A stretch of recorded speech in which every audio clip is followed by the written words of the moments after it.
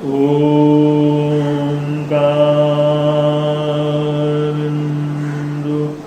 संयुक्तं नित्यं ध्यायन्ति योगिनः कामं मोक्षदं चैव ओंकाराय नमो नमः। परमेष्टिनाशकारं सारं नवपदात्मकम् आत्मरक्षाकरं वज्र पंजरावं स्मराम्यहम्।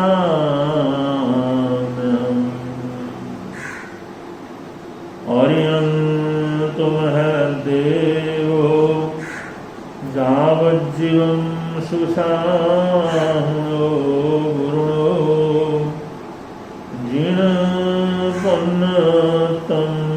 तत्तं यसम्मतं मयेगर्यम्। अज्ञानतिमिरान्नानां ज्ञानाञ्जनशलाकया चक्षुरुन्मीलितं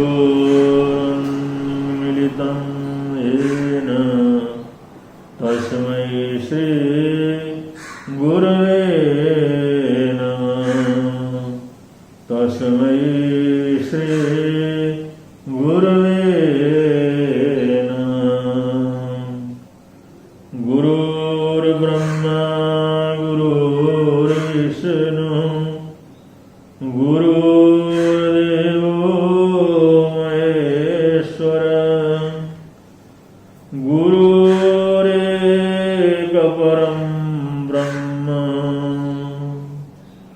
तस्मै श्री गुरवे नमः। तस्मै श्री गुरवे नमः। तस्मै श्री गुरवे नमः।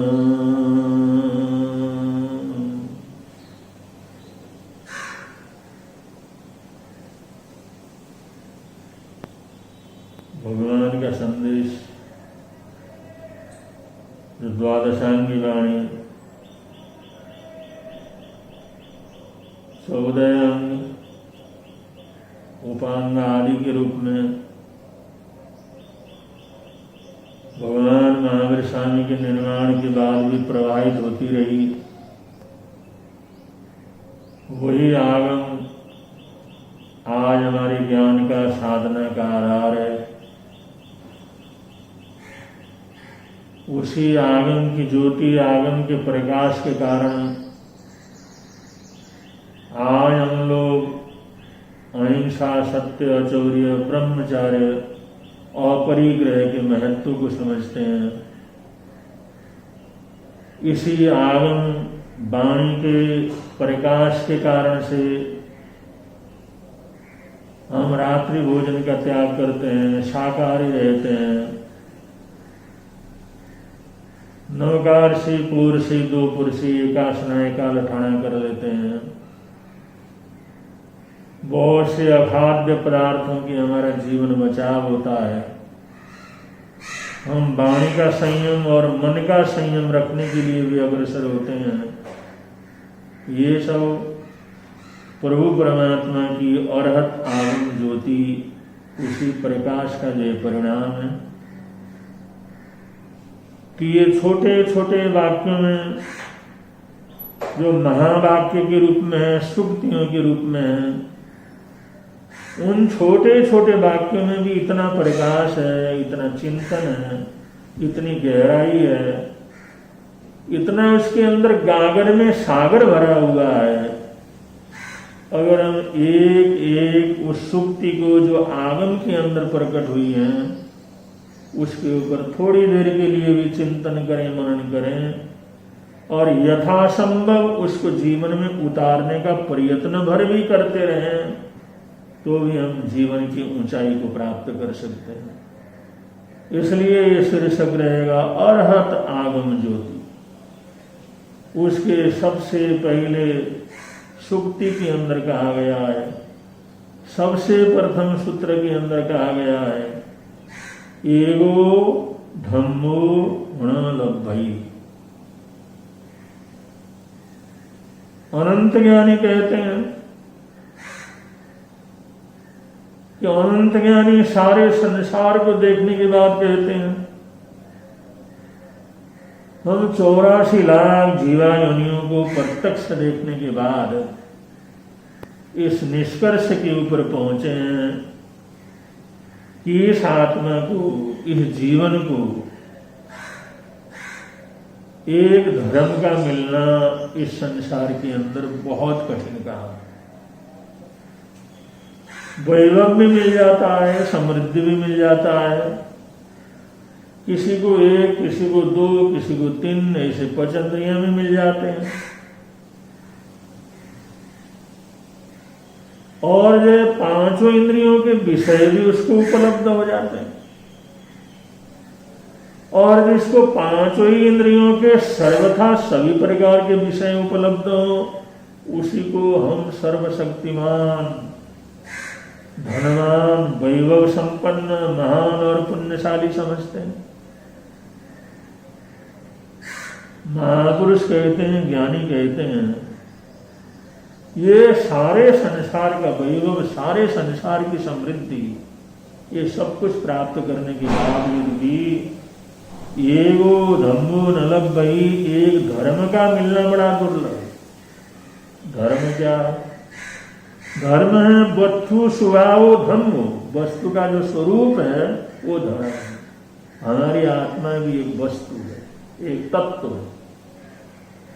जैसे जल का स्वभाव ठंडा रहना है, शीतलता है, जैसे अग्नि का स्वभाव गर्म रहना है, तेजस्वी रहना है, जलाना है, ऐसे आकाश का जो स्वभाव है वो सबको जगह देना है।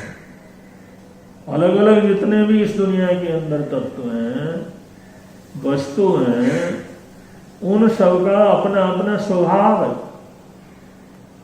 तो ऐसे जो आत्म वस्तु है, एक आत्म तत्व है जिसको जीव तत्व कहते हैं, उसका भी कहते हैं वस्तु स्वभाव धम्मो। उस जीव का अपना जो स्वभाव है वो वास्तव में उसका धर्म है। तो जीव का स्वभाव क्या हो सकता है? चेतनता जीव का स्वभाव है, ज्ञान प्राप्त करना जीव का स्वभाव है, जानना जीव का स्वभाव है। और शास्त्रकार कहते हैं इसके साथ साथ क्षमा करना ये जीव का स्वभाव है। लेकिन क्रोध, मान, माया, लोभ ये जीव के स्वभाव नहीं, ये बाह्य भाव है, बाहर से आए हुए हैं। तो जब तक हम आत्म भाव में रहते हैं, शांति में रहते हैं, जब तक हम ज्ञान में, चिंतन में रहते हैं, हम स्वाध्याय ध्यान में रहते हैं, तब तक हम अपने स्वभाव में रहते हैं। हम किसी के प्रति दुर्भावना न रखते हुए अपने आप को देखना प्रारंभ करते हैं, अपने आप को समझना प्रारंभ करते हैं, अपने आप को जानने की कोशिश करते हैं। तो हम मैं कौन हूं, इस प्रश्न के पीछे धीरे धीरे गहराई में उतरने का प्रयत्न करते हैं। तो ऐसे सभी प्रकार की बाह्य प्रवृत्तियों को छोड़ करके एकांत आत्मिक और अकेलेपन की प्रवृत्ति के अंदर कुछ न कुछ ज्ञान की गहराई में उतरने का प्रयत्न करते हैं। तो ये हमारा वस्तु स्वभाव धम्मो, हमारी आत्मा का स्वभाव है। और उस स्वभाव में जितना देर रहते हैं उतना देर हम पूरी तरह से धर्मात्मा रहते हैं। इसलिए क्षमा के अंदर रहना, शांति में रहना, संभाव में रहना, दया में रहना, करुणा में रहना, परोपकार में रहना, सेवा में रहना, ये सब हमारी आत्मा के जीव के अलग अलग गुण हैं, उसके स्वभाव है। तो उन आत्मा के स्वभावों के अंदर जब तक जितने देर तक हम अवस्थित रहते हैं, जितने देर तक वहां पर बने रहते हैं, जितने देर तक हम टीके रहते हैं, वही समय धर्मात्मा पने का रहता है। तब तक ही हम धर्मात्मा होते हैं। और जहाँ उससे लवलव हो गए, जहाँ स्वभाव से ले छूट करके प्रभाव के अंदर चले गए, तो उसी समय अधर्मात्मा हो जाते हैं।